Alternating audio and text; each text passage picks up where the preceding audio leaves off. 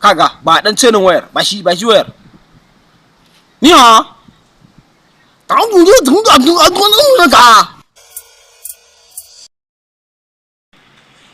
duniya a ce gaba ɗaya biya canja lamari dushe a hankali abu nan salamu alaikum wa alaikum salam kai ni ban kula daga wani jirbin tunanin me kake ne ina ta raraka ma sallama kamar ni ladi mai kosai za ta yi wa cin mutunci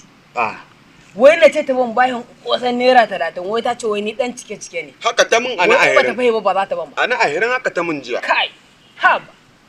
ana shara mata wallahi wannan rayuwa ai muna cikin wani hali mai kosai ma ba za ta baka bayan kosai ba ai na je ni da na je ta ban na ahirin abin kokon 10 ta ce ita bata san nan ce ba kaga in ba ta 30 amma karfi daji ta kitana ne gaskiya Allah rufa mana asiri amu wai ni kai ita wannan raba gardaman ya take ciki ne na kowanne mutum ya ga ya dauko wannan fallar raba gardaman ya yaba ka wannan ai ga inda tana raba ai kana gani yanzu kai ka ji na ce ma na je ni cin bahin kosai na ahirin ai za ka san ina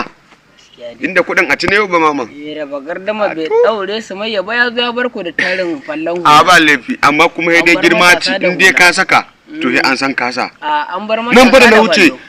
ta kwanar mai dusa yan mata suka a kowace ta fada lambatu a to ta kasa fallo ima mini sai ra'ai da yadda ya duba mai dan gwabu ya diba ya zuba mu to ai ba laifi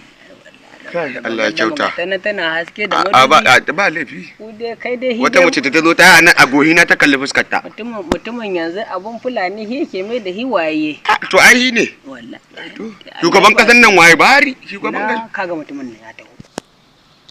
ya zai mun haka ai ba haka muke da shi ba miliyan nawa na biyo shi ba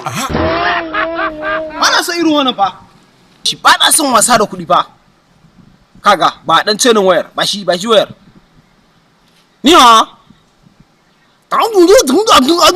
ka mo da tsoro tsoro ni tsoro ka ba duje tun ka ba